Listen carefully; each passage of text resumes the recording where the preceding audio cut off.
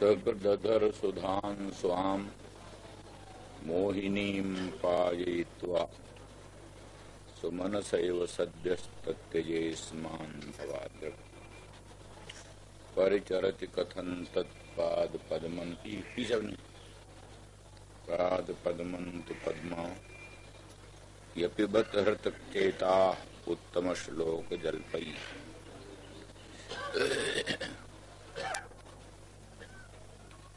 कल के प्रसंग में ये कहा गया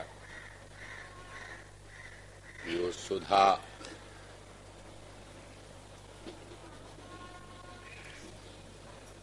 मोहिनी है, इसलिए सुधा का दान, सुधा दान, अमृत का दान वो प्रशंसनीय नहीं। जैसे तंत्र मंत्र से अभिमंत्रित मोदक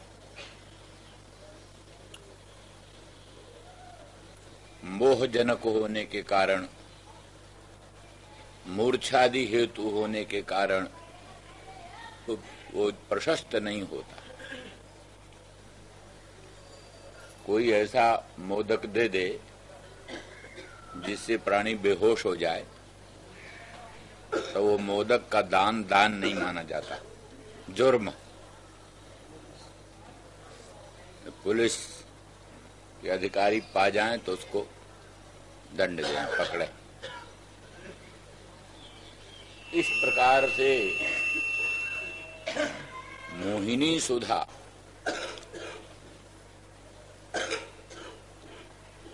विवेक भ्रंश करी, विवेक भ्रंश करी है, विवेक भ्रंश कर देती। इसलिए ये सुधा का दान अभीष्ट नहीं। उन्होंने कहा था ना, कोई जल दान करता है तो भी प्रशंसनीय होता है, उपालंभनीय नहीं होता। उन्होंने तो आप लोगों को सुधा दान किया, सुधा दान किया, फिर उनका आक्रोश क्यों कर रही हो? इस पर ही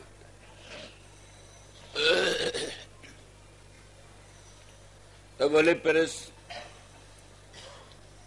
इस मोह के उतारने का कोई उपाय करो। मोह व्याप्त हो गया है तो उसको, मोह के अपाकरण का, मोह की निवृत्ति का कोई उपाय करो।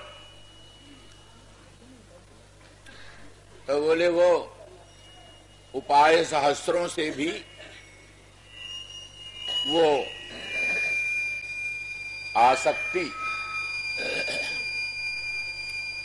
मदन मोहन श्याम सुंदर ब्रजेंद्र नंदन के मंगलमय मुख चंद्र की सुमधुर अधर सुधारस को पान कर लेने से जो आसक्ति होती है, जो विवेक भ्रंश होता है, वो किसी भी उपाय से निवर्तनीय नहीं, किसी भी उपाय से उसकी निवृत्ति नहीं होती।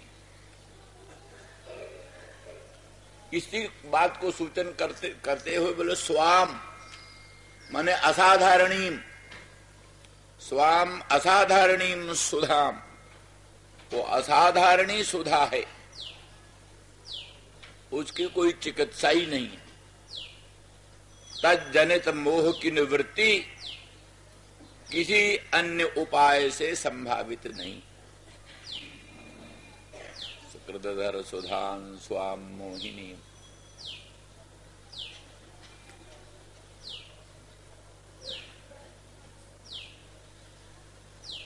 तो गोपांगना कहती हैं, असल में श्याम सुंदर ने ये सुधा दान क्यों दिया? कोई उपकार बुद्धि से नहीं, किंतु इसलिए कि ये गोपांगना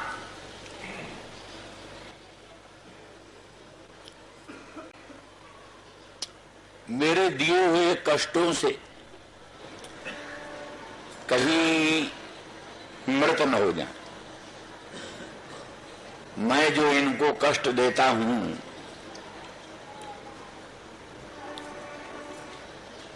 इनको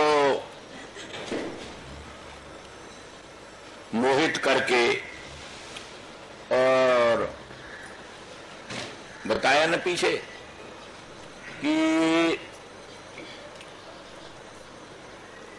आसक्ति जनक सुधा का पान करा करके, अमृतमय मुखचंद्र के सुमधुर अधर सुधा रस का पान करा करके उन्होंने आसक्ति उत्पन्न कर दी, मन दुरंत लालसा उत्पन्न कर दी, और साथ ही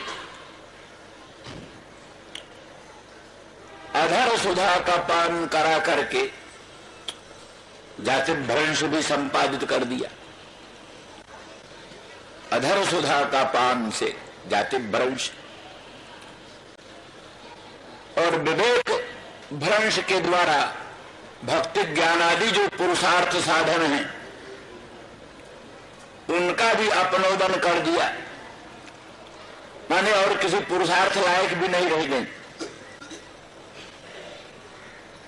श्याम सुंदर के मुखचंद्र की सुमधुर अधर सुधा रस का पान करके विवेक भ्रंश हो गया।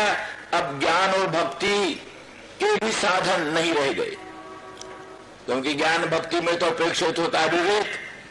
विवेक ही न रहा तो कैसा विज्ञान विज्ञान होगा, कैसी भक्ति होगी। और अपने आप त्याग करके जो आश्रय था उससे भी विधुर कर दिया, आश्रयहीन कर दिया। मान लिया लोक त्याग होए, परलोक त्याग होए, जिसके लिए लोक त्याग होए, जिसके लिए परलोक त्याग होए वो तो मिले,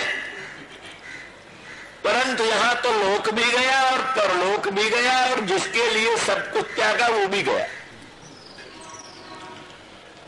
इस प्रकार से विचित्र दशा उन्होंने प्राप्त कर दी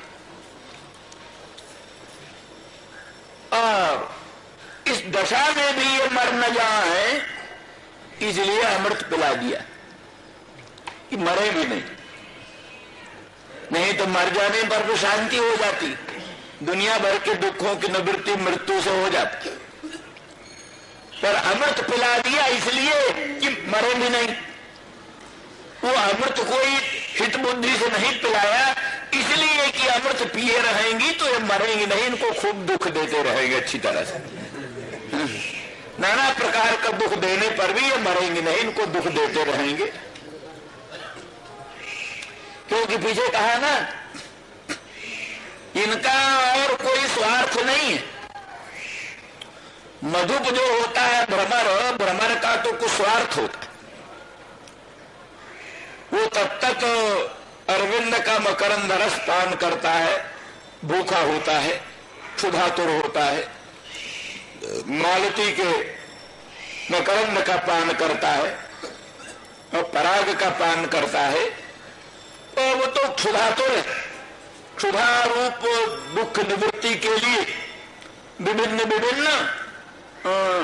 विभिन्न पुष्पों का रस पान करता है और तृप्ति न होने से कुछ छोड़ के दूसरे में जाता है।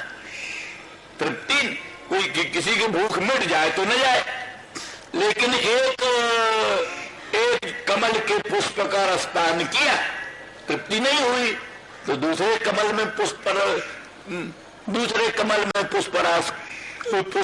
रस पान करने के लिए गया, उसमें भी तृप्ति नहीं तो तीसरे में गया, चौथे में गया, तो वो तो क्षुधातुर है, व्याकुल है। इसलिए क्षुधा रूप दोष की निवृत्ति के लिए अन्य अन्य पुष्पों को त्यागता जाता है, नए नए पुष्पों को ग्रहण करता जाता है। पर ये तो इनके तो अधर में सुधा है, इनको तो कोई क्षुधा का प्रश्न ही नहीं। जिसके अधर में सुधा हो उसको तो कोई क्षुधा का प्रश्न नहीं, इसलिए इनका कोई स्वार्थ नहीं है। ये तो सिर्फ एकमात्र सुमनसों को दुखदान देना ही इनका सुख है। सुमनस लोगों को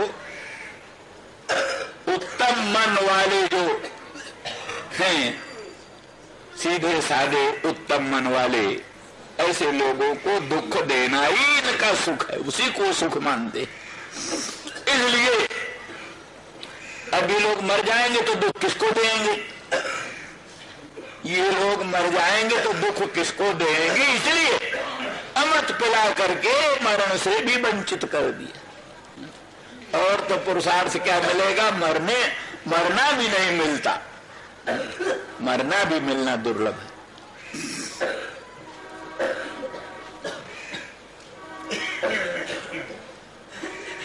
विश्वनाथ चक्रवर्ती लिखते हैं, वो कहते हैं कि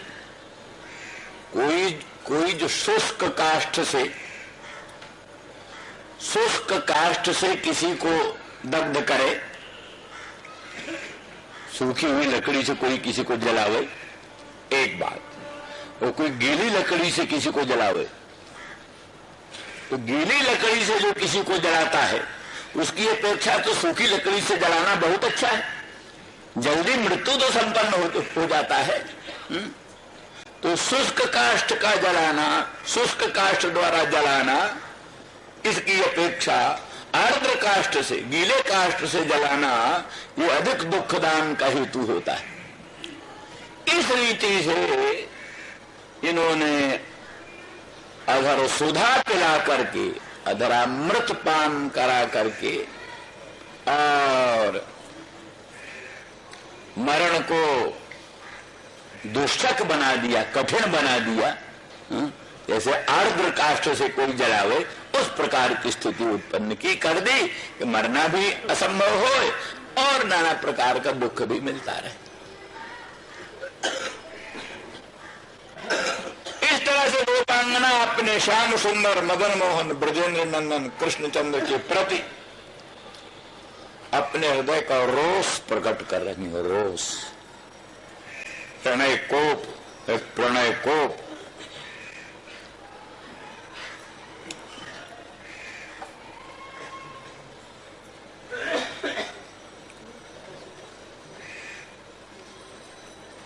इसीलिए चक्रधर सुधां स्वाम मोहिनीं पाययित्वा सुमनसेव सद्यस्तत्यजे स्मान् भवादृक्।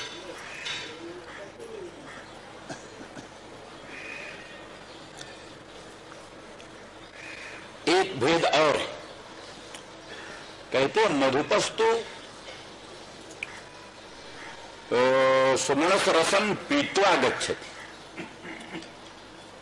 मधुप जो है, मधुप भ्रमर, वो तो सुमनस का रस पान करके जाता है। पर श्याम सुंदर पायित्वा गता, वो तो रस पान करके जाता है और ये रस पिला कर जाते, ये रस पिला कर जाते। ये भेद है।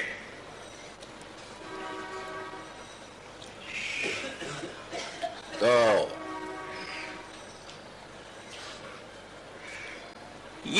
इस अंश में तुल्यता है कि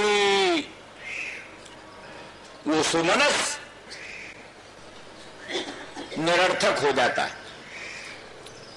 बेकार हो जाता, नीरस हो जाने से, नीरस हो जाने से, शुष्क हो जाने से सुमनस अकिंचित कर हो जाता है। इसी तरह से श्याम सुंदर ने जिसको अपने मंगलमय मुख चंद्र की सुमधुर अधर सुधारस पिला दिया, वो भी बेकार हो जाता है, निरर्थक हो जाता है, जगत के काम के लायक नहीं रह जाता। उनको दुनिया में कहीं रस उत्पन्न नहीं होता। अन्यत्र रसानुत्पादनार्थम, जिसको भगवत रस प्राप्त हो गया, दूसरा रस कहां आएगा? भगवत रस की अनुभूति होने के बाद दुनिया का कोई भी रस नहीं भाषित होता, न उसके प्रति इतर राग विस्मारण नृणाम। इतर राग जो है दुनिया का, इतर राग जो है, इतर राग को ये विस्मारण कर देता है, भुला देता है। दुनिया का राग कोई रहने नहीं देता। दुनिया में कहीं रस, किसी जगह भी रस की अनुभूति नहीं होती। जिसको भगवत रस की अनुभूति हुई उसको दुनिया में किसी भी रस की अनुभूति नहीं होती। तो दुनिया में जिसको रस न भाषित हो, दुनिया में क्या व्यवहार करे? लोग कहते हैं अब भाई दुनिया में कुछ रस नहीं रह गया। तो जब कुछ रस नहीं है व्यवहार में, रस नहीं है संसार में, कौन फिर संसार करता है?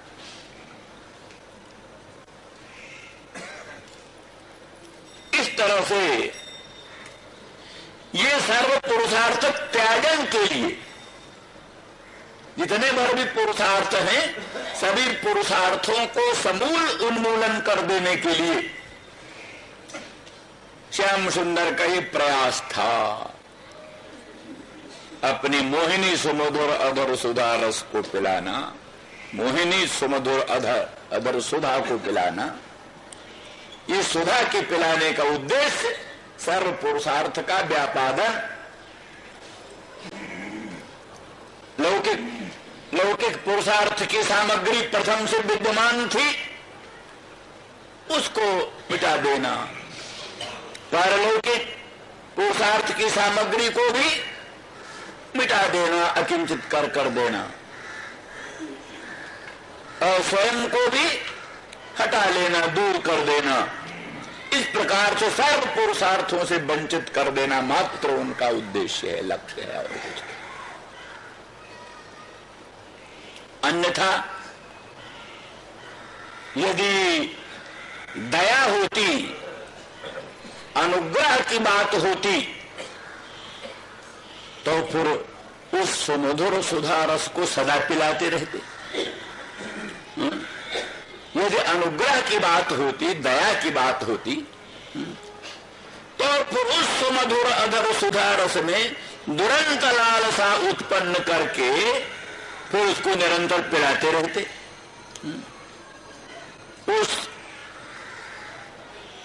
उसकी प्राप्ति में बाधा क्यों डाल दिया?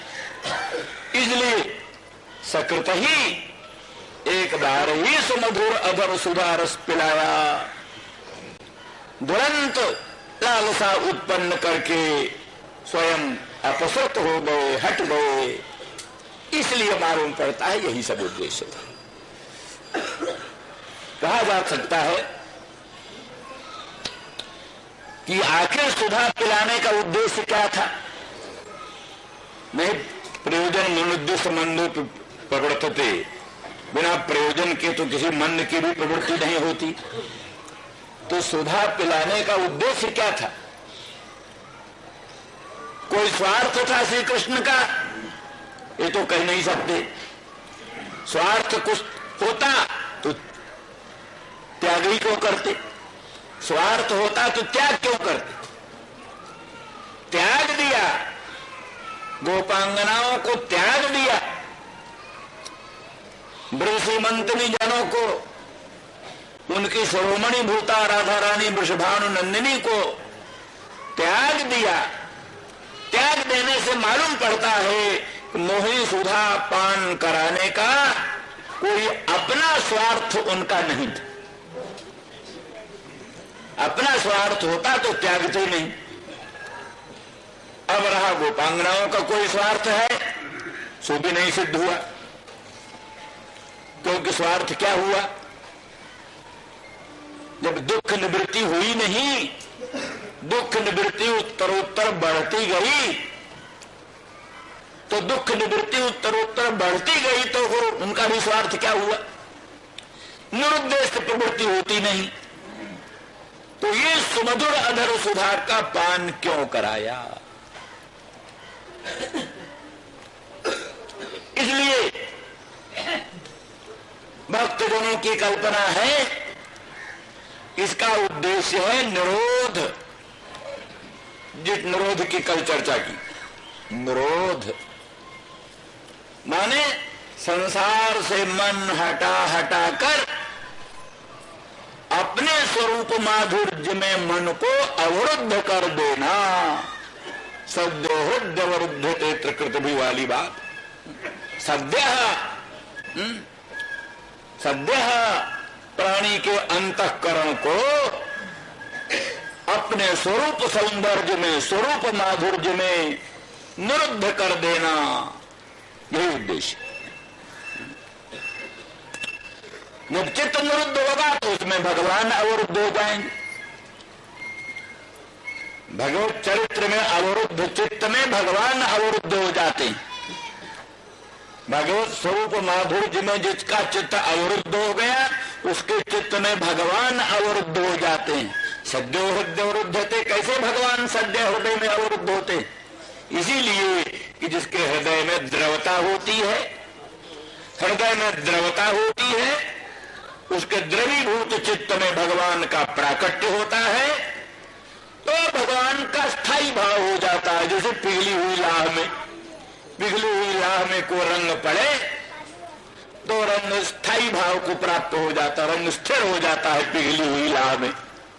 ऐसे भक्त का द्रवीभूत चित्त में भगवत स्वरूप का प्रादुर्भाव होता है तो भगवत स्वरूप में स्थिरता आ जाती है, भगवत स्वरूप में स्थायीता आ जाती है, उसके अंतःकरण में भगवत स्वरूप की स्थायीता हो जाती है। यही भगवान का अंतःकरण में, हृदय में अवरोध, सद्यो हृदय अवरुद्धते। पर जब तक भक्त का चित्त नहीं अवरुद्ध हो भगवान में, तब तक उसके चित्त में भगवान अवरुद्ध नहीं होते।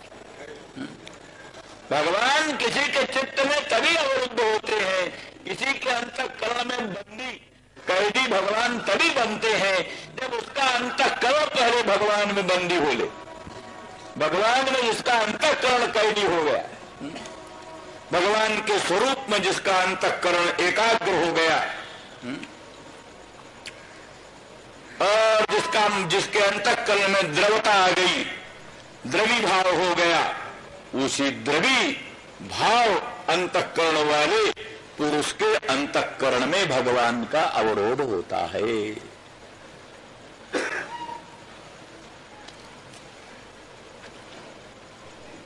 इसलिए यही उद्देश्य हो सकता है और कोई उद्देश्य नहीं हो सकता।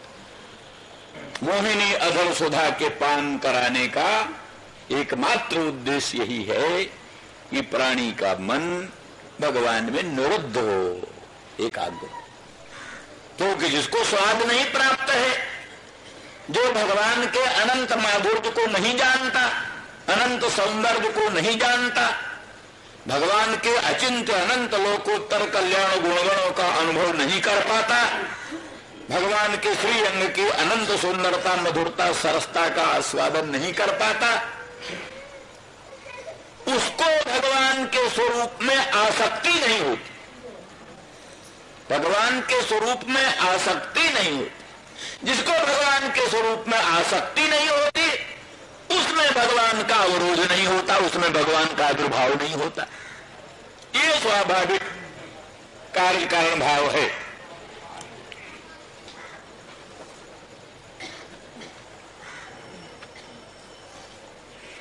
इस दृष्टि से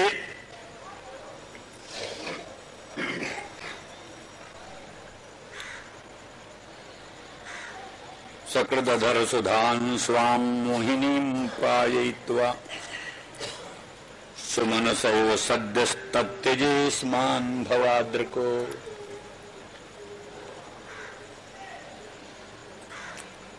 परिचरति कथं तत्पाद पद्मन्तु पद्मा हि पिबत रतचेता उत्तम श्लोक जल्पैः। मानो फिर ये शंका होती है कि तुम इतना श्याम सुंदर श्री कृष्णचंद्र में दोषानुसंधान करती हो, इतना दोष चिंतन करती हो, पर देखो तो नारी जनों में परम श्रेष्ठ, परम पूज्य, परमादरणीय ऐश्वर्याधिष्ठात्री महालक्ष्मी भगवती, जिस नारी पर बहुत बड़ी प्रशंसा करने लगते हैं तो कहते हैं तो क्या ग्रह लक्ष्मी है, ग्रह लक्ष्मी, घर की लक्ष्मी, लक्ष्मी को उपमा दे देते हैं। उत्तम नारी को कहते ग्रह लक्ष्मी। तो इसलिए लक्ष्मी की बड़ी लोकोत्तर महिमा है। वो लक्ष्मी साध्वी सती पतिव्रताओं में ललाम भूता, भूषण भूता,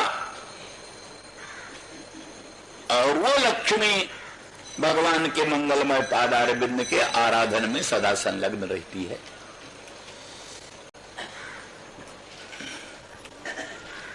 तो इस स्थिति में आप लोगों की ओर से इतना दोषानुसंधान कृष्ण में अनुचित। तो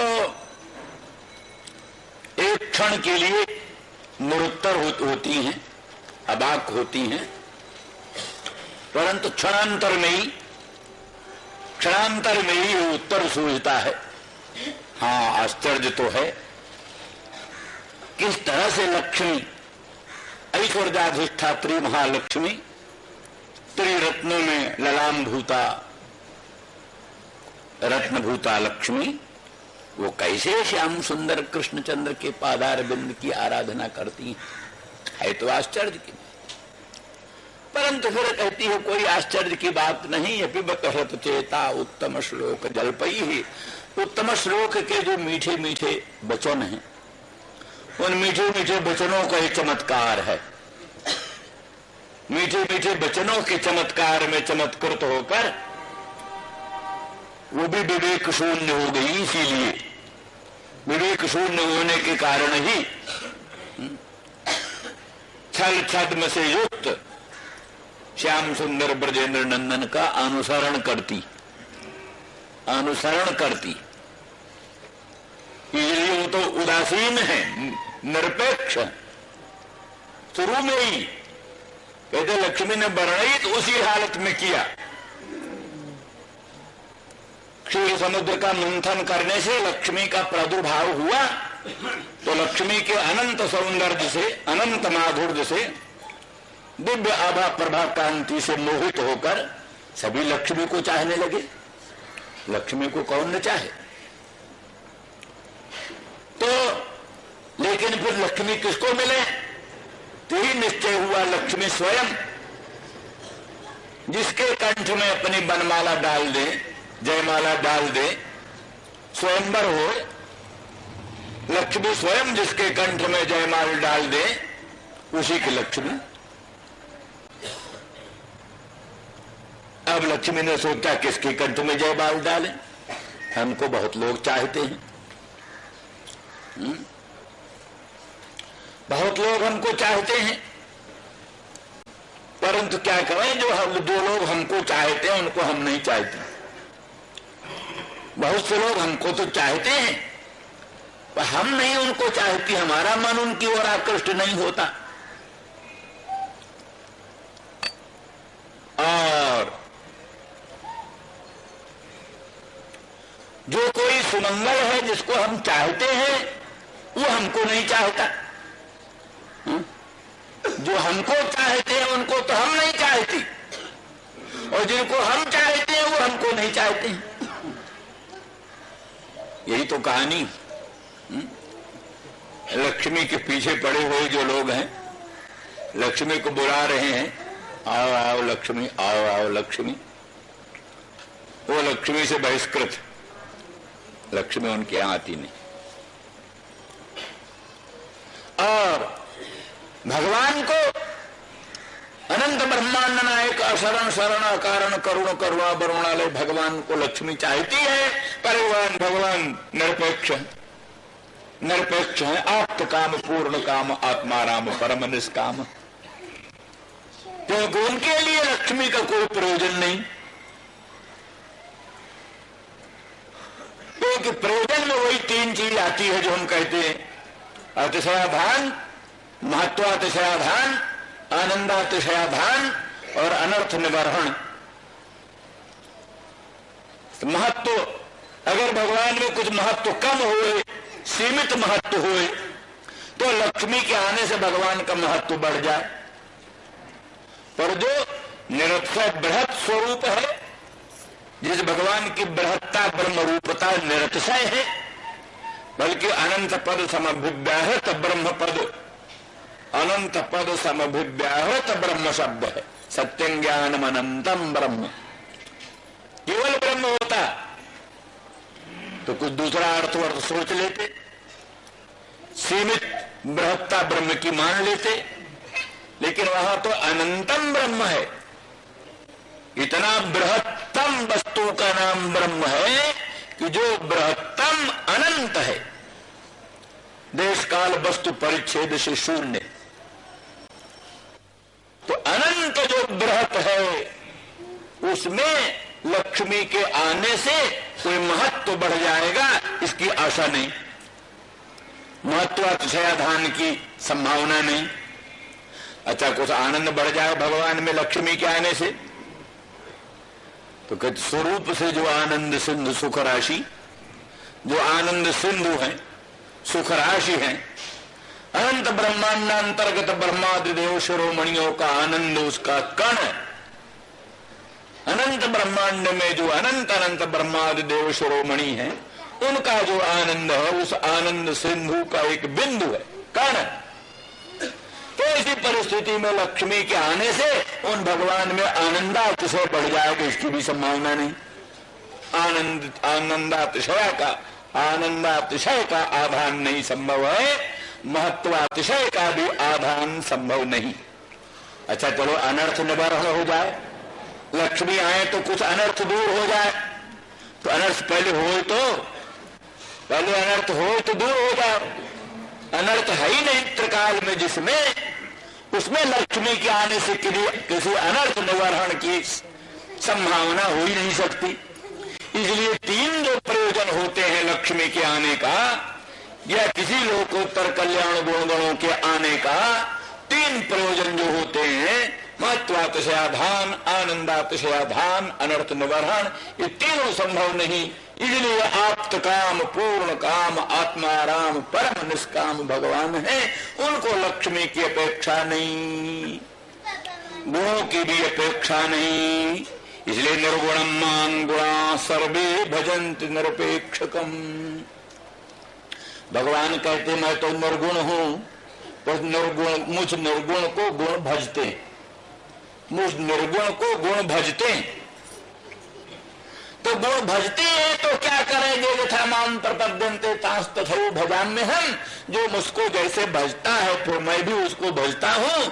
जब गुण मुझको भजते हैं तो फिर मैं भी गुणों को स्वीकार कर लेता। भगवान के मंगल में मुखचंद्र का अनंत सौंदर्य है, अनंत माधुर्य है, श्री अंग की आभा प्रभा शोभा कांति अनंत है। तो भी भूषणों ने कहा महाराज हमको धारण कर लो कृपा कर। कौस्तुभमणि ने तपस्या किया, कुंडल ने तपस्या किया। कुंडल कौन? सांख्य जोग। सांख्य जोग यही भगवान के दोनों कानों में कुंडल। तपस्या किया उन्होंने। कौस्तुभमणि जो संपूर्ण रत्नों का सार है, उसने तपस्या किया, जन्म जन्मांतर युग युगांतर तपस्या करके भगवान को प्रसन्न कर लिया। भगवान प्रसन्न हो गए तो बोले बरम भूत, वर मांगो। तो उन्होंने कहा हमको आप अपना भूषण बना लो। ये पवित्रा जो है, पवित्रारोपण। वैष्णव में एक व्रत चलता है तो व्यापक, वैष्णव में, शैव में, सभी में होना चाहिए पवित्रारोपण। उसकी यही कथा है कि वो वासुकी नाग का छोटा भाई देवभाग,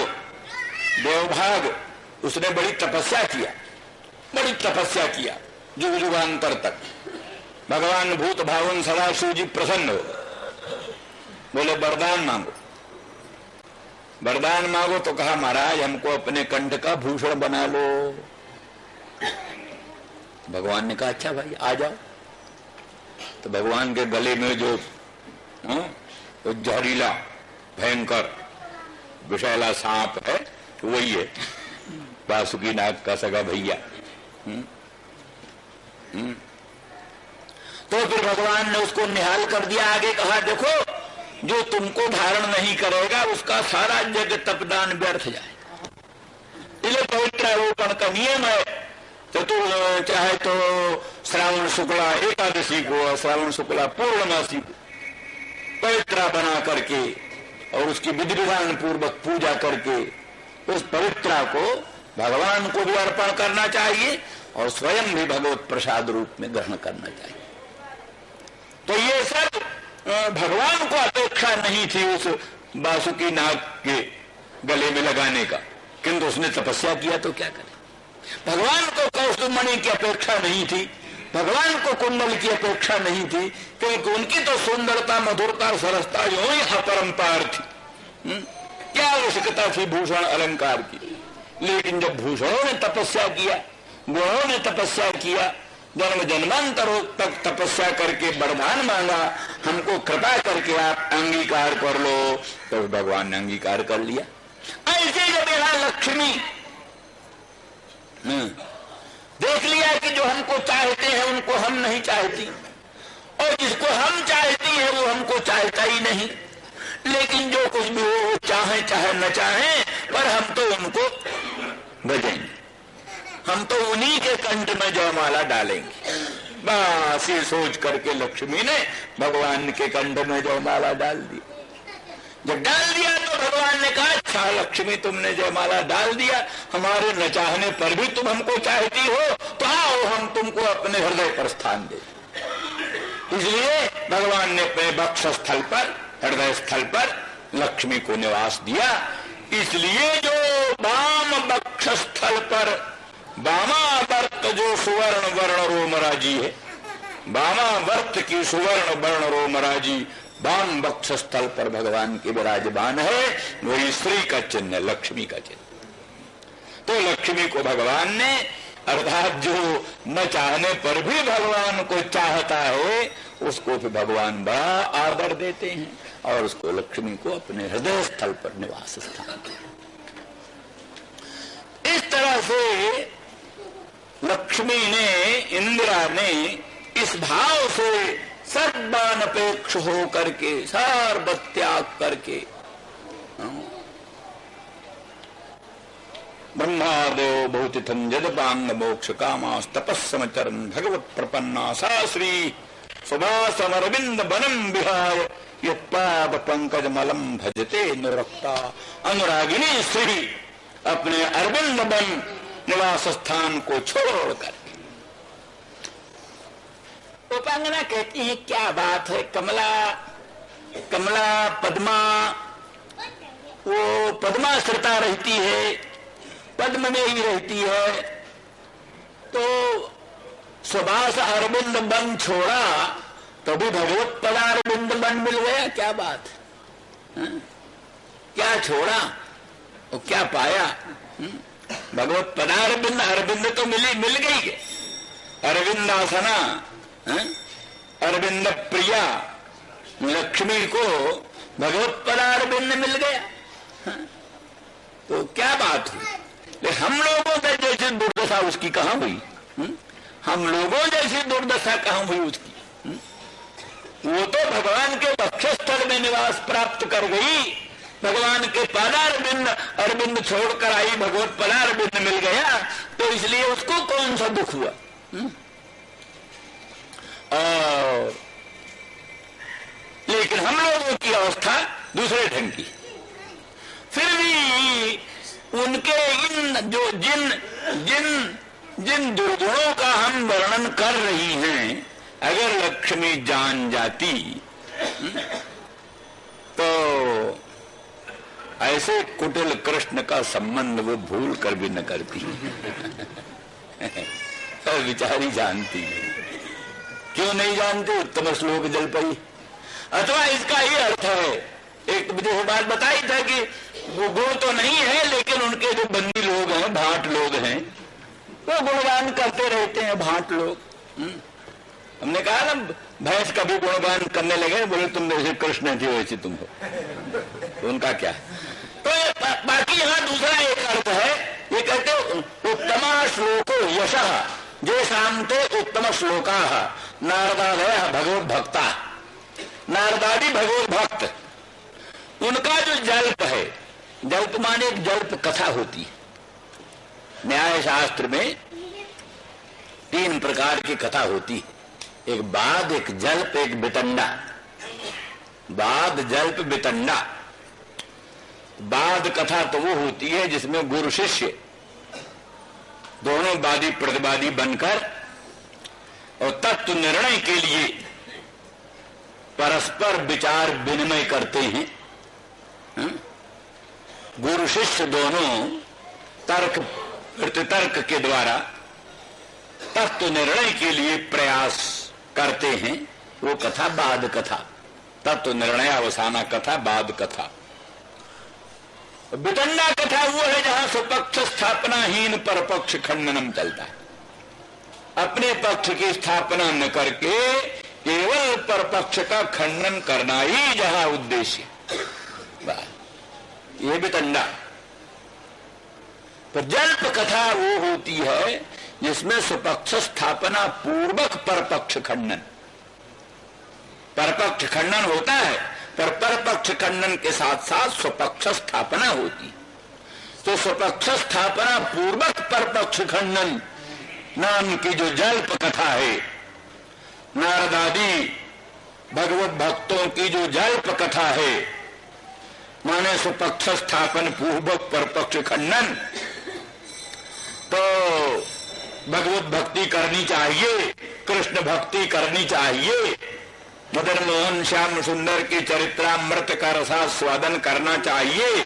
इस स्वपक्ष स्थापन करके और पीछे जो कृष्ण के दोषारोपण वाले परपक्ष हैं, जो कृष्ण में दोषारोपण करने वाले परपक्ष हैं, उन परपक्षों का खंडन करते हैं।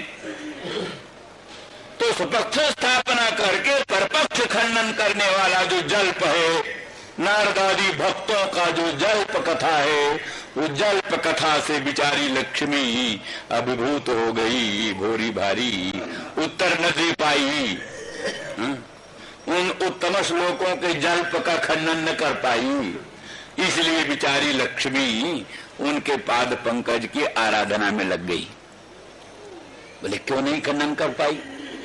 क्या उसके पास कोई तर्क नहीं थे? क्या लक्ष्मी के पास कोई युक्तियां नहीं थी? लक्ष्मी अपनी युक्तियों से नारद आदि भक्तों का पक्ष खंडन कर सकती थी। बोले उत्तम श्लोक, इनका यश दिग्दिगंत में फैला हुआ है। भाई बनाए की बात होती है, इसका प्रभाव दुनिया पर पड़ा होता है। वो छोटी सी साधारण सी बात कोई कहे तो भी लोग उसी को मानते। छोटी सी साधारण सी भी बात कहे कोई, अब गांधी जी आदि बिल्कुल तर्कहीन बात, बहुत नगण्य बात कहते थे, लेकिन सारे अखबारों में बड़ा महत्व देते थे, बड़ा प्रचार और टीका और टिप्पणी और संपादकीय और तमाम दुनिया भर की क्या क्या बातें निकलने लगती थी। तब कहते वाह वाह वाह वाह, बहुत अच्छी बात कही, और बात कुछ नहीं, बात क्या थी? तो वो मतलब ये हुआ कि उनका एक यश बढ़ चुका था, एक प्रभाव बढ़ चुका था।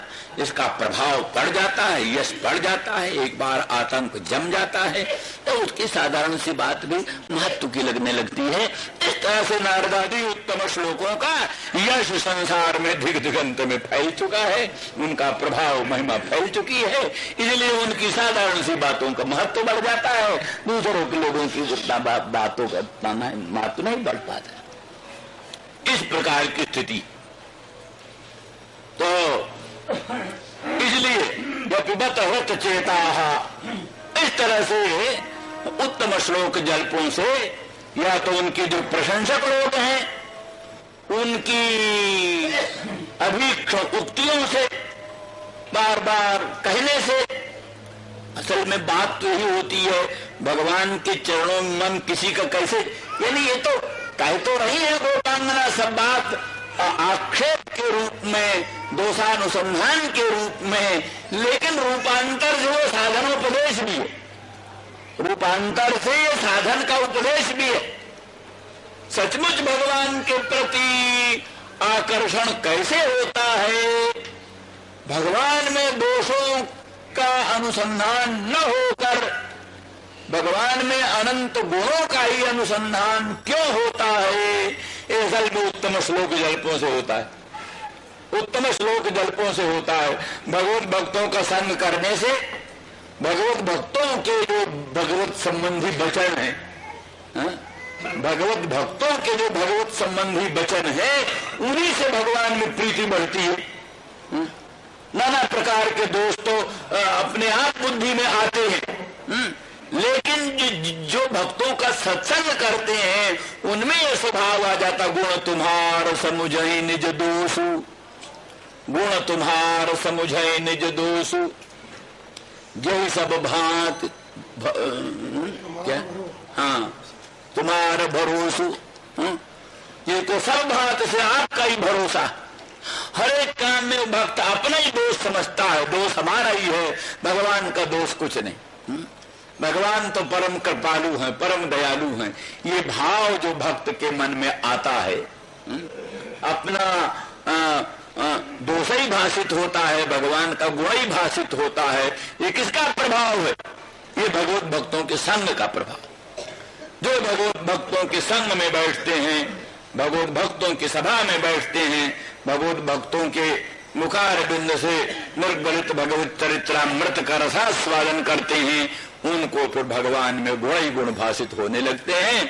भगवान में कोई दोष भाषित नहीं होता, दोष सब अपने में भाषित होने लगते हैं, गुण सब भगवान में भाषित होने लगते हैं। ये सब विशेषता भगवत संग, भगवत संगी संग का है, भगवत संगियों का जो संग है, भगवान के जो संगी हैं, भगवान के संगियों का संग होता है, तब ऐसी सब बातें आती हैं। तो इस दृष्टि से आश्चर्य प्रकट करती हुई कहती, परिचरति कथम तत्पाद पद्मंतु पद्मा, पद्मा उनके पादारविंद की परिचर्या क्यों करती है, कैसे करती है, ये सचमुच विचारणीय प्रश्न है। तो ज्ञातम, ठीक है, मालूम हो गया। इस तरह से वो उत्तम श्लोक जल्पों से बिचारी का चित्त, बिचारी की बुद्धि अपहृत हो गई है, इसलिए विवेक शून्य हो गई है, इसलिए वो स्वयं दोषानुसंधान नहीं करती और अनुसरण करती हुई उनके पादारविंद की आराधना करती है।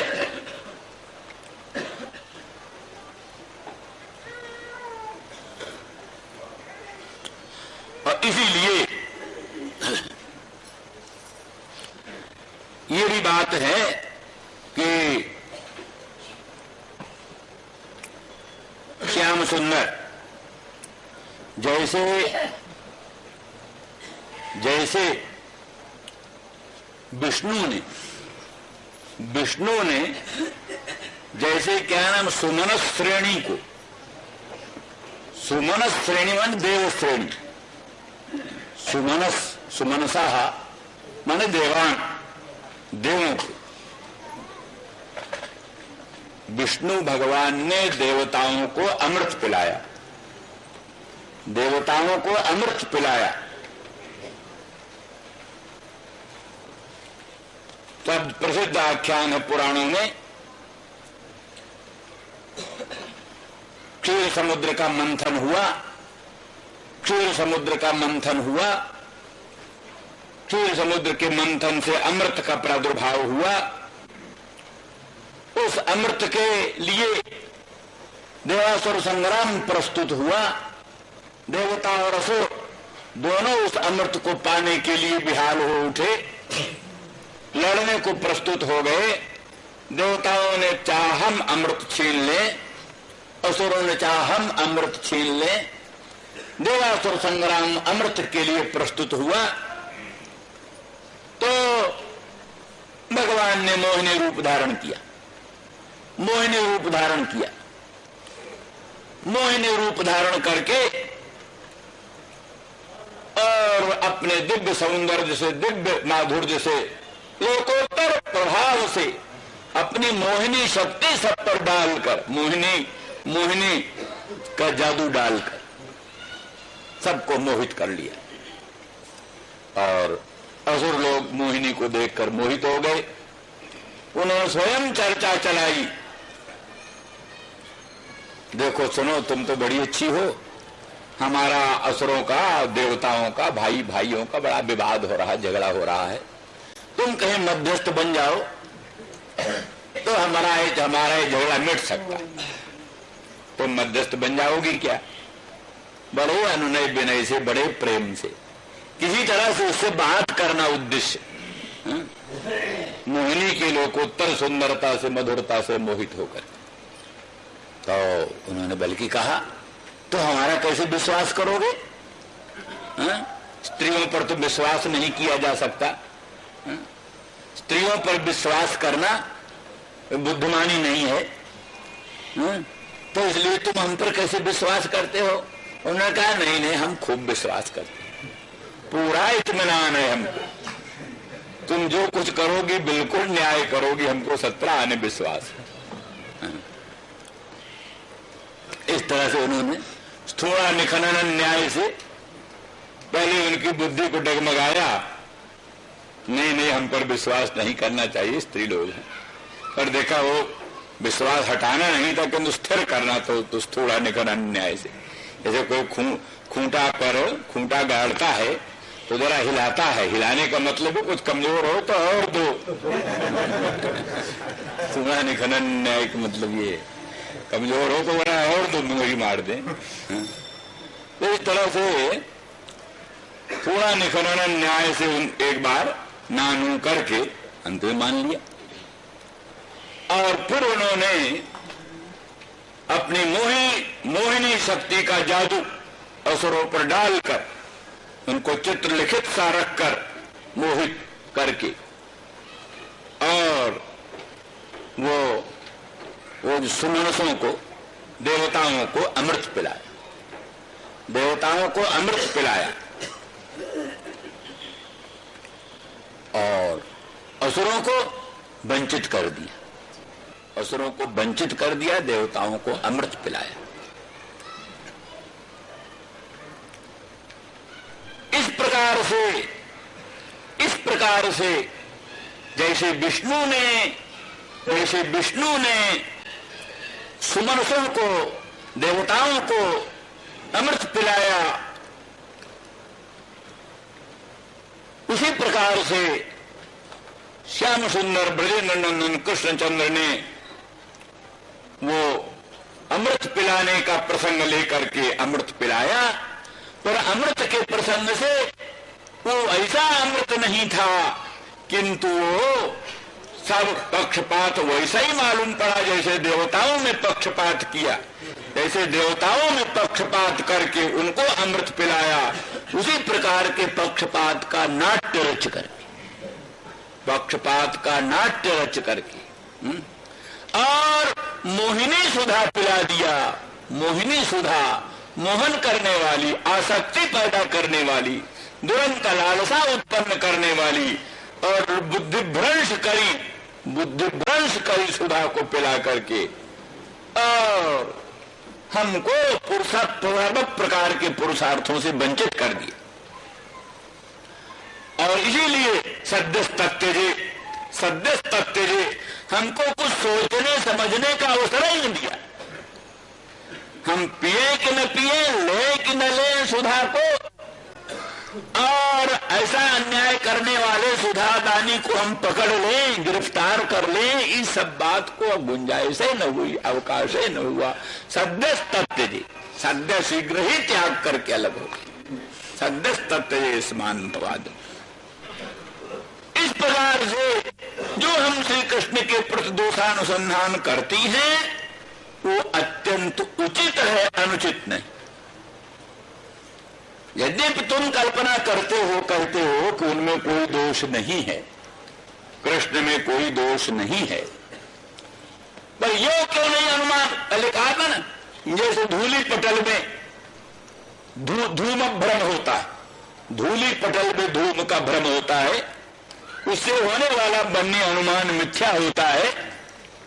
इसी प्रकार से तो हमारे श्मश्रु की प्रीतिमा को देखकर, श्मश्रु की प्रीतता को देख करके जो तुम कल्पना करती हो कि कोई कुमकुम के आघ्राण से इसके श्मश्रु में पीतता आई है और कुमकुम भगवान के उरस्थल में विद्यमान जो बनमाला है उस बनमाला की कुमकुम है, और बनमाला भी कुमकुम कहां से आई?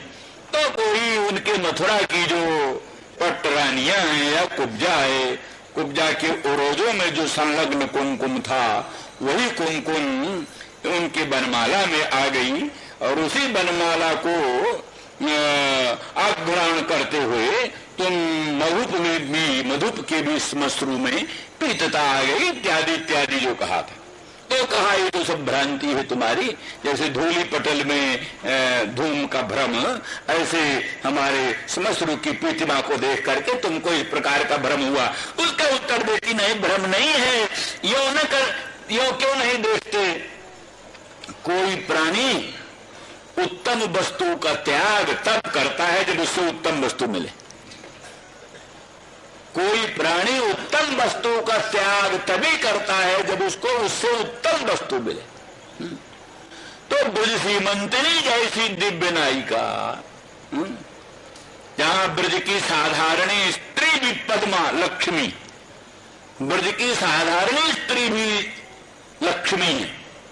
साधारण वृक्ष कल्प वृक्ष, साधारण ब्रज का वृक्ष कल्प वृक्ष है। इस प्रकार से जो कि क्या नाम ब्रज